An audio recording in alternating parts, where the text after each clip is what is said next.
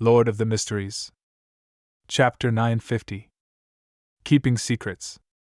Emlyn fell silent for 2 seconds as he lowered his chin and asked, "Who is it?" To him, angels were naturally worthy of respect, but those who could truly make him bow his head were the important figures addressed as he by every sanguine. They had witnessed and experienced the sanguine's long history, the source of his pride. "I'm not sure. But in short, I'll notify you when the time comes." Cosme-Odoris shook his head. "The person is coming because of the ancestor's revelation? There are subsequent instructions? Why doesn't the ancestor directly give me a revelation? This will be better concealed. I'm her chosen one. This is to avoid agitating Mr. Fool." Questions flashed past Emlyn's mind as he answered them himself. He didn't speak further as he wore his top hat and left Odora's villa. When he arrived at the door, he looked at the thin clouds that could hardly block out the sun. Emlyn curled his lips in disdain, raised his hand to press down on his hat, and ran for a rental carriage at the end of the street as he inwardly mumbled, "Such weather really isn't suitable for heading out. The medicine that the world wants isn't rare. It can be concocted in 15 minutes. The ingredients I ordered previously should be in by today. I can carry out the transaction with Miss Magician that I've delayed for days." Backlund, Sherwood Borough. Furs placed glass bottles on an altar and looked at the light blue and golden liquids, feeling the exhilaration from shopping. More enticing than a cocktail. I wonder what it tastes like. Putting some ice in might make it taste better. Seriously, what am I thinking? These are all medicine. Furs sputtered at herself and hurriedly cleaned up the room. Upon receiving the medicine required for medical treatment, she finished her preparations for heading to the abandoned castle in Delayer Forest. She was just waiting for Zio to return. After tidying up certain matters, Furs slumped onto the sofa and casually picked up a few newspaper copies and began planning her itinerary for the day. Set off at dusk. Dinner will probably be when we arrive at the town bordering the forest. Amidst her silent mumbling, Furs flipped to the copy of News at Sea. Suddenly, her gaze froze as a familiar name was reflected in her eyes. Gehrman Sparrow! This adventurer had appeared at sea again, boarding the Black Tulip with a middle-aged man known as Death Consul. He killed Admiral Hal Ludwell, changing the lineup of the 7 pirate admirals again. Furs subconsciously patted her chest, unsure what she was happy about. At that instant, she had a baffling feeling that Gehrman Sparrow's experiences were sufficiently legendary, something that could definitely be written into a novel. Unfortunately, he's not someone who's easy to get along with, otherwise, I can totally be a part-time biographer to write a book for him. Haha, if I were to write the book titled Gehrman Sparrow, I'll definitely be targeted by the official Beyonders. Furs thought in amusement before hearing the lock turn. She looked up and saw Zio pushing open the door and entering the living room. "You're early?" Furs asked in surprise. Zio ruffled the right side of her blonde hair and said, "I met with MI9 again and received a mission." "What is it?" Furs sat up, asking out of curiosity. Zio casually threw herself onto the single-seater. "Investigate the background of the crazy adventurer, Gehrman Sparrow. Based on the information provided by MI9, he's a terrifying Beyonder, and the name he uses is fake.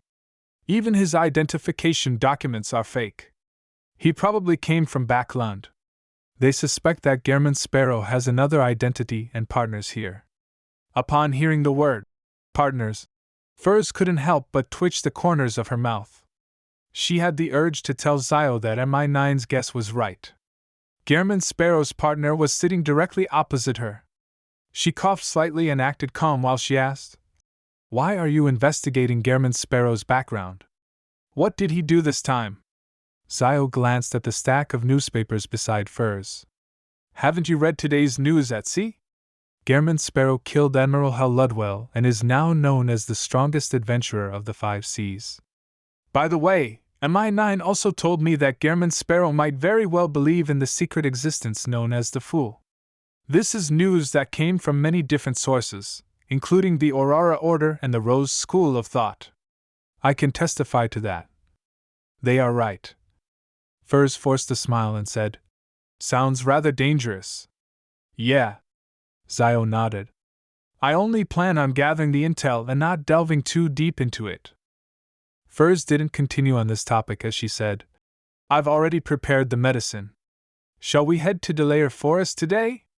Zio had already become a Sequence 7 interrogator a few days ago, and she had mastered a rather useful power, psychic piercing. All right.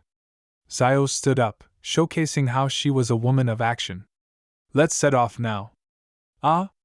Let's wait a little longer. I was thinking dusk, Furs replied, feeling a little resistant. She often wished to procrastinate until the last moment. Before long, she was pulled out of their rented apartment by Zio while bringing all kinds of items along. They got a rental carriage and headed for the metro. Amidst the sonorous whistle of the steam engine, the massive steam locomotive hauled its meandering body and entered the platform. Under the illumination of the wall lamps on both sides, it stopped. Furs and Zio stood outside a carriage and waited patiently for the passengers to alight. Suddenly, they saw two red gloves. The owner of the red gloves was a man in his 30s. He wore a white shirt with a black trench coat. His collar was raised up high, covering his chin and mouth. He had a pair of dark green eyes with golden brown sideburns. He held a silver chest that was big enough to put a tiny violin in it. Furs and Zio exchanged looks as they lowered their gaze, staring at their toes. As a high-ranking deacon of the Church of Evernights Nighthawks, one of the 22 members of power in the church, and one of the 3 bigwigs of the Red Gloves, Crestet Sesamir wasn't someone who cared about parading himself around. He enjoyed traveling alone, taking the transportation that commoners took, making him appear like an ordinary clergyman. After transferring to another line, he eventually arrived in Northborough. He then took a rental carriage and headed straight for St. Samuel Cathedral, where he met Backlund Diocese's Archbishop, St. Anthony Stevenson. After greeting each other and praising the goddess, Sesamir found a seat and said, I'll be troubling you to provide me with some help for the next couple weeks. The clean-shaved Archbishop, Anthony, in his black robe with red accents, sat down as well. He deliberated before asking, Is it something to do with Inzangwil? Yes. Sesamir nodded slightly. The Holy See wishes that I inform you that another servant of the goddess, the matron of the Evernight Cloister, Mam Ariana, will be in Backlund not long from now. This ascetic was ranked first among all the 13 archbishops. Without waiting for St. Anthony's inquiry, he explained in detail. Mam Ilia learned plenty of important information from Inzangwil's remnant spirit, including his mental problems that 0-08 used to escape, as well as the details of his cooperation with the royal family and the Demonist sect. After machinating the great smog of Backlund, Inzangwil was betrayed by 0-08 and had ended up being possessed by the Red Angel evil spirit. He headed for the southern continent alone in an attempt to set up a trap to hunt Mam Ilia. An important point to take note of is that in Inzangwil's memories, there is a very important underground ruin. It's in the northwestern outskirts of Backlund, an area just before the Tussock River flows in. My mission is to find that ruin. St. Anthony finished listening in silence before asking in thought, Inzangwil doesn't know of the exact location? He has never been there before? Sesamir shook his head. He had entered, but he was led in there and didn't grasp the required key information. St. Anthony tersely acknowledged before asking, Have you figured out which batch of people from the royal family that Inzangwil was working with? No. Crestet Sesamir paused and continued. Based on normal logic, regardless of whether the partners don disguises, if they meet, there should be the corresponding memory fragments, but inside Inzangwil's spirit body, there were no traces of that. It was as though it never existed. Perhaps it's an influence of a deed. The source of the deed's power that even a Sequence 4 demigod can't resist is something worth paying attention to. St. Anthony nodded very slightly. He thought and said, The telegram didn't include much. I do not know the exact sequence of events. Who exactly killed Inzangwil? Crestet Sesamir exhaled slowly and said, A name you might never believe, Klein Moretti. The Nighthawk who died in the line of duty during the Tingen incident. Anthony's wrinkles deepened. Yes, that's what Ilya sent back.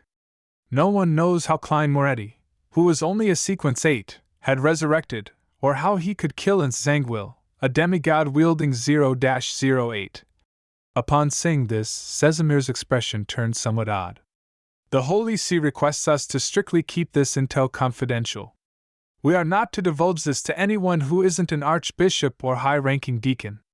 Furthermore, we are not to pursue Klein Moretti, pretending as though he's still in his grave. Saint Anthony fell silent for a few seconds as though he recalled something trivial. He nodded and said, "Perhaps he's a blessed of the goddess." Sesamir suddenly looked up at Saint Anthony as though he was a lunatic. His lips quivered, but he ultimately didn't say a word. Anthony didn't continue the topic as he looked at the door and said sternly, "Your mission might need plenty of investigations. This requires enough manpower." SOAS team has completed their mission in the southern continent. I'll get them to return quickly and follow your instructions. All right. Krestet Sesamir didn't put up any objections. Rest for the remainder of the day before returning to Backlund? Leonard looked up at team captain Soast. Soast looked pitifully at Leonard, who had been silent for quite some time, and nodded. That's right. After watching this spirit warlock leave his room, Leonard sighed and leaned against the wall. At this moment, dark red light surged out from before his eyes, enveloping him completely without any prior warning.